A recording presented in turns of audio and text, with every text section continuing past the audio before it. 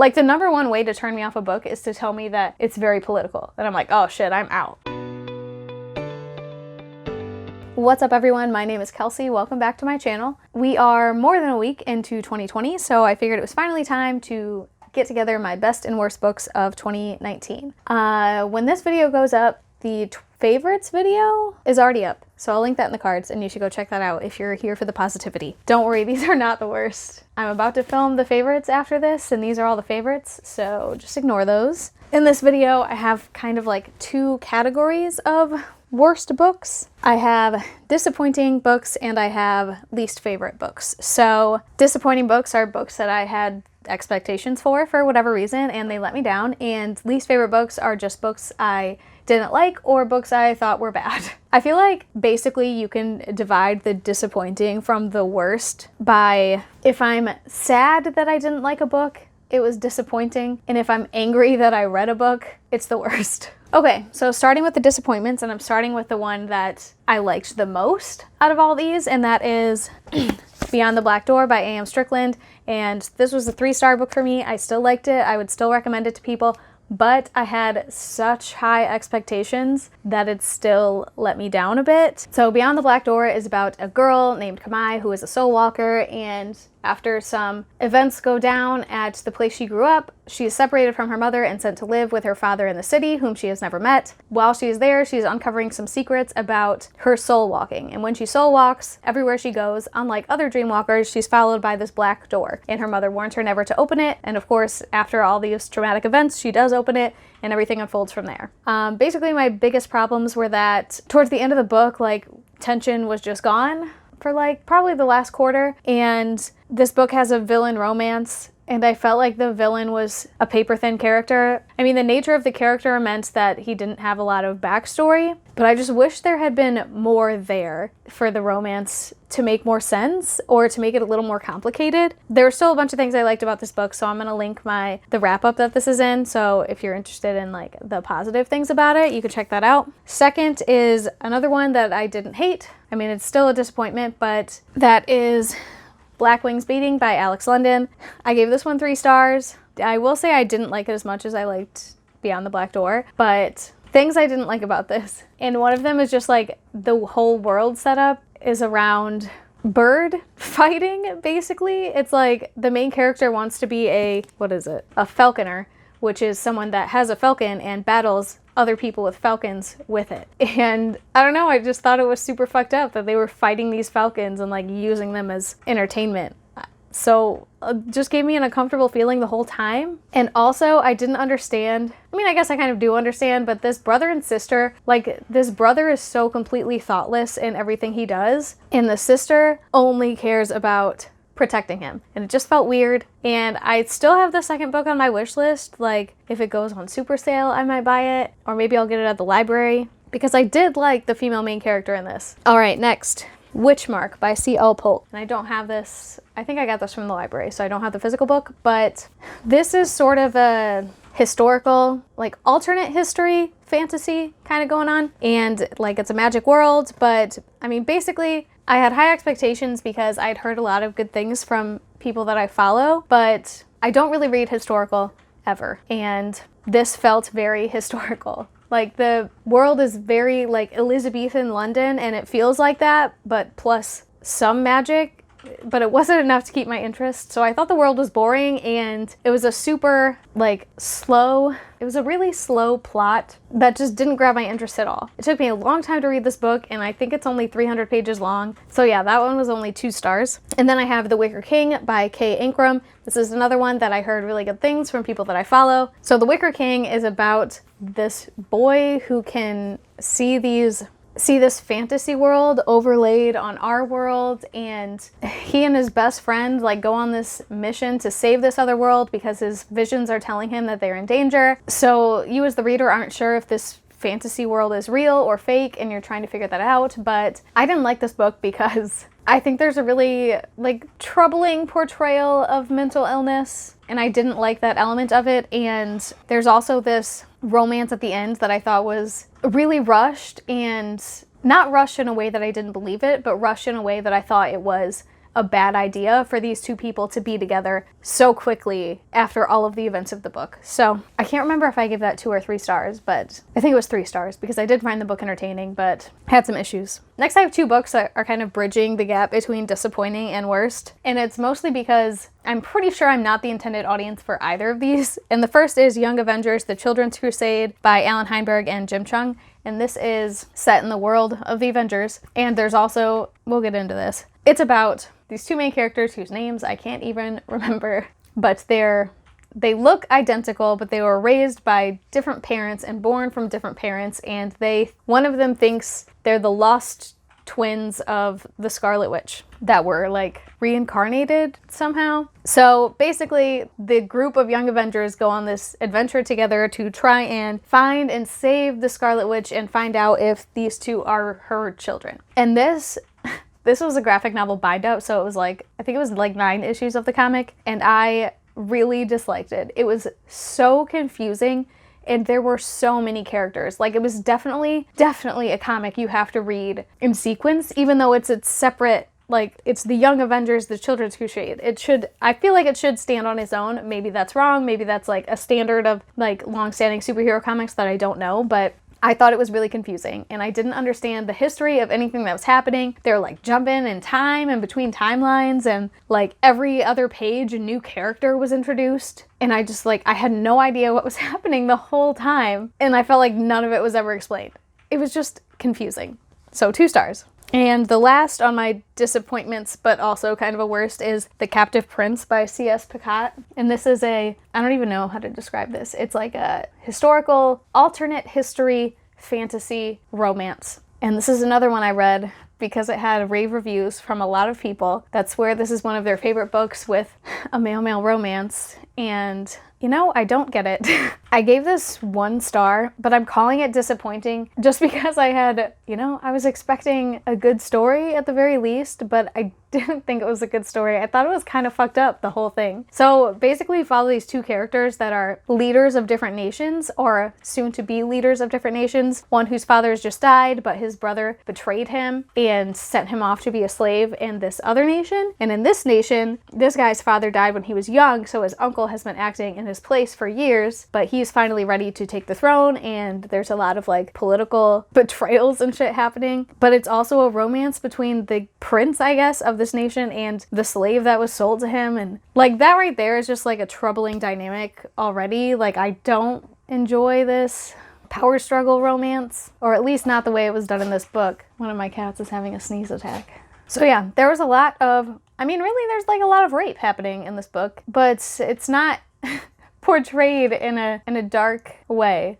So I didn't really get that. And I don't know, like I don't read erotica because I don't care about sex. Like, no hate, whatever. Erotica could be good, probably. But this book read like half erotica, half historical fantasy, and I would read neither of those genres. So, like, the number one way to turn me off a book is to tell me that it's very political. And I'm like, oh shit, I'm out. Like, I do not care about the politics of kingdoms in the least bit. And I don't care about erotica. So put those 2 things together and it's like, no thank you. And what's strange is it read like an erotica, but there was no sex between the main characters.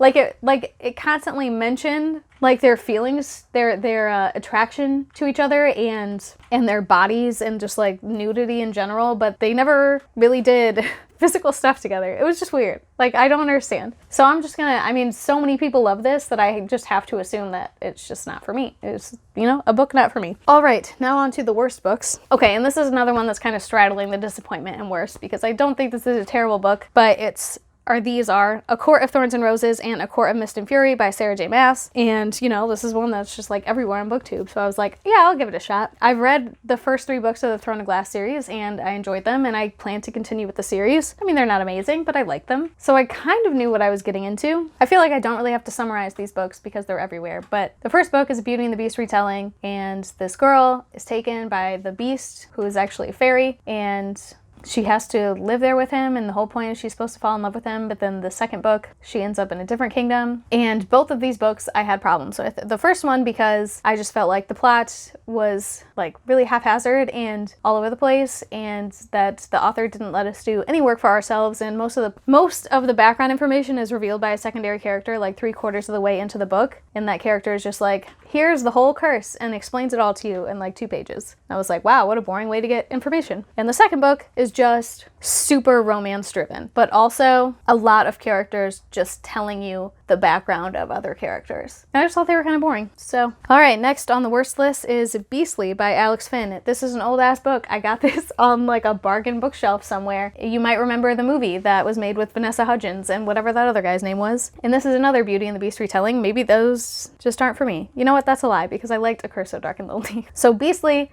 is about it's set in the modern world, but it was written in like 2007, so not that modern anymore. But there's this kid who is a huge douchebag, and he is cursed by a witch in his school to look ugly so that he can appreciate his privilege. Basically, that's what it is. And he like exiles himself to live in this house alone so that nobody can see him and how ugly he is. And he hires this girl from his old school that he made fun of to tutor him because she's very smart, and they fall in love. You know, it's a romance.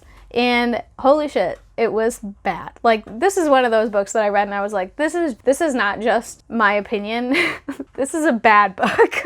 It was like the love interest girl was not a person. She was just not. She was a caricature of a human being made out of cardboard. And the main guy character was a huge asshole the whole time. Like, he didn't get better. So I don't know why his curse ever went away. Sorry for the spoilers, but if you've seen Beauty and the Beast, you know. And I feel like the whole lesson of this book, where Beauty and the Beast, it's supposed to be that, I mean, that's not a great moral, but that, you know, looks don't matter and you can fall in love with anyone or something like that. But this one was just like, I don't know, it's like this girl was smart and kind, but he kept focusing on her looks, like, oh, maybe she really is beautiful. Like, bitch, maybe that's not what you're supposed to focus on. It was just bad. If you want a hate read though, it is a great hate read. All right, next, Reverie by Ryan LaSala. Feel bad about this one. Okay, because the author is such a nice person and I follow him on Twitter and he's just, man, he's really cool. This is sort of a disappointment as well because I'm sad I didn't like it, but also I feel angry that I spent my time on it, so it has to go in the worst. And this follows a boy who, after a car accident that he knows wasn't really a car accident, loses his memory, and strange things are happening in his town, and he's approached by this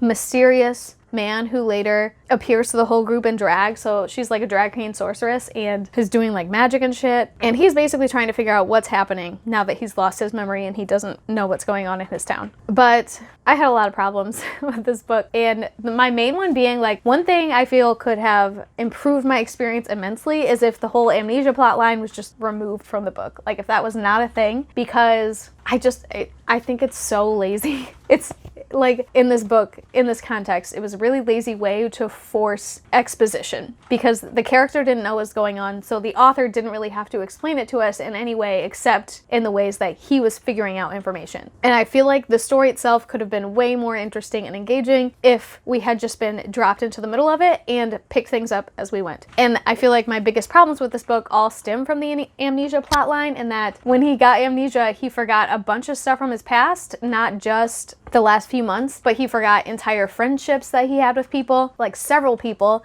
and he forgot a love interest in this book. So there was no, it's like all of the other characters already felt like they had a relationship with the main character, but we didn't know any of it. So our main character had no feelings about these people to fall back on, nothing to tell the reader about these friendships. So everything fell kind of flat. I could talk about this book a lot, but yeah, I ended up giving it 2 stars. Also, the villain, I have no idea what the motivation of the villain was. Like, she felt very, what's the word? Cookie cutter, doing evil for the sake of being evil. Like, but what was the motivation? I only have 3 more. Okay. Next is Lawless by Diana Palmer. I can't talk about this one very long because it's so bad. It's laughable. So I read this book for like an ongoing series on my channel where I reread books that used to be favorites of mine. And this was a Western romance that I loved when in like my early high school, late middle school days. And my God, it is bad. It follows this girl, Chrissy. I remember their names because they're so ridiculous. Chrissy and Judd. So Chrissy and Judd grew up on neighboring ranches, and Chrissy's dad was a complete piece of shit. So when one day Chrissy's dad is abusing her and Judd jumps in and saves her life, but Chrissy's dad goes to jail. So in order to protect Chrissy, and don't ask me to explain why this was necessary because I have no fucking idea, Chrissy and Judd get married while she's 16 and he's 30. But don't worry, it's just a marriage on paper. And then like the whole book is just Chrissy saying she loves Judd and wishes he would give her a chance, and Judd saying, oh, we have to get divorced now that you're 21 because you can take care of the ranch yourself now. So it was basically a book of miscommunication trope and weird relationship dynamics and terrible alpha male bullshit love interests. It was horrific. 1 star. When people say the romance genre is bad, it's because they've only read shit like this. Alright, next, The Alchemist by Paulo Coelho. I read this for a book club. It's considered a modern classic, and it's basically about this guy who's going on a mission to find, to find something so that he can learn how to turn objects into gold and be rich. It was boring. It was super boring, and the guy was annoying, and there were like 2 women in the whole story, and they were both love interests for the guy, and they said like 3 words total, and he's all like, I love you. And you're like, bitch, you don't even know her. You talked for like 5 seconds by a well. And it was basically a bunch of like a bunch of parables that everyone knows, but all shoved together so this one guy could learn a bunch of life lessons and be happy without material goods. Didn't like it. Wouldn't recommend it. You know, the reviews for this book were all like, this book changed my life. How? Read another book, man. Alright, and last on my worst list is Renegades by Marissa Meyer. This is like a near future superhero book where people are being born with super abilities, and there are superheroes and there are the anarchists. And our main character girl is one of the anarchists, and our main character guy is the son of the 2 main biggest superheroes. And my biggest problems with this book first is that it was way too long. I listened to the audiobook, but I think the book itself is 600 pages, which is a lot for a book whose plot turned out to be so simple. Like at the end of the book, I was like, what? That was it? And there were so many times where the main girl, Nova is her name, Nova repeated herself so many times. And like, I don't know if the author was just trying to drive the point home, but she kept saying to herself, like, her uncle, Ace Anarchist or whatever his name was, wasn't a bad person, and he just wanted super powered people to be able to live as themselves. But she said it like 15 times throughout this whole book. Like, we understand. It doesn't need to be repeated anymore. And then there was a big twist at the end that did not feel like a twist at all. It felt super obvious. And then there's another big twist involving a minor character that had been in the whole book that I felt there were a lot of possible solutions for this character that didn't require what they ended up doing. I'm trying not to be super vague, but I don't want to spoil anything. So yeah, another just not for me. All right, that's it for my least favorites of 2019. Let me know if any of these were on your list, or, I mean, if you loved some of these, that's cool. Or what some of your favorites were, let me know in the comments. I post book-related videos every Wednesday, so if you want to see more, subscribe. If you want to keep talking, you can find me on Twitter or Instagram at Kelsey Reads, or Goodreads at Kelsey Lynn Reads. Otherwise, I'll see you next week.